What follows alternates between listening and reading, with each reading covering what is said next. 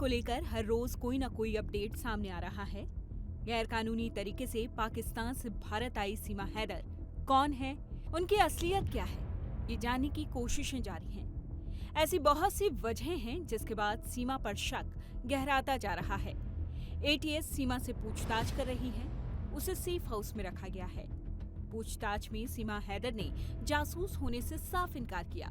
सचिन नाम के शख्स के प्यार में भारत आने की बात वो बार बार दोहराती रही है। एटीएस की टीम अब मोबाइल डेटा खंगाल रही है।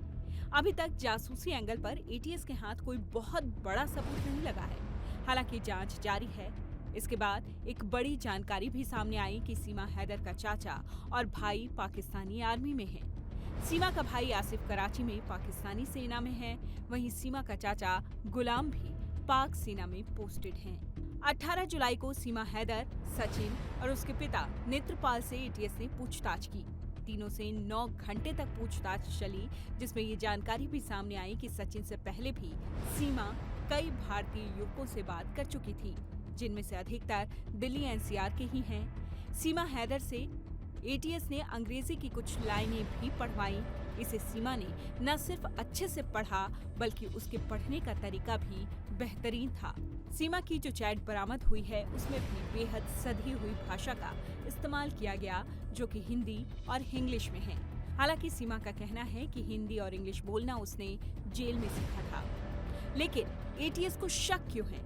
चलिए वजह बताते हैं। एटीएस को सीमा हैदर पर कई वजहों से शक है। सीमा हैदर जिस तरह से सवालों के जवाब दे रही हैं, उससे भारतीय एजेंसियों को इस बात का शक है कि कहीं सीमा को कोई गाइड तो नहीं कर रहा। सीमा हैदर पाकिस्तानी खुफिया एजेंसी आईएसआई से संबंध होने को लेकर भी शक के दायरे में है और इसी वजह से एटीएस और आईबी की रडार पर भी। सीमा की पाकिस्तानी पहचान पत्र की प्रामाणिकता को लेकर भी सवाल उठ रहे हैं। पहचान पत्र आमतौर पर जन्म के कुछ समय बाद ही जारी किया जाता है, लेकिन मीडिया रिपोर्ट्स के मुताबिक सीमा का पहचान पत्र 20 सितंबर 2022 को जारी किया गया। यूपी एटीएस पहचान पत्र की जांच भी कर रही है। इसके अलावा बिना वीजा भारत में उनके प्रवेश की जांच भी चल रही है। सूत्रों के मुताबिक सीमा को बेहद कड़ी प्रोफेशनल ट्रेनिंग मिली हो सकती है, इसलिए पूछताछ के दौरान साइकाइट्रिस्ट को भी बिठाने की बात कही जा रही है। मंगलवार को सचिन और सीमा को कई अहम सबूतों को सामने रखकर आमने सामने बिठाकर क्रॉस क्वेश्चंस किए गए। आइए जानते हैं कि एटीएस ने सीमा हैदर से सवाल क्या पूछा। एटीएस ने सीमा हैदर से पूछा, मोबाइल फोन पर मैसेजिंग और इंटरनेट से चैटिंग पर सावधानी बरतने के लिए क्या उससे कहा गया था? क्या बातचीत के लिए किसी कोड वर्ड का इस्तेमाल भी सीमा हैदर ने किया है? क्या कभी फूफी और फल के कोड वर्ड का भी इस्तेमाल किया गया था?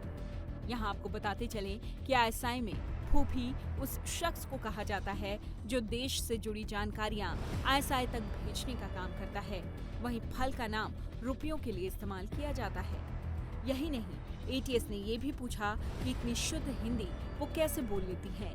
हिंदू रीति रिवाजों के बारे में भी सीमा हैदर से पूछताछ की गई।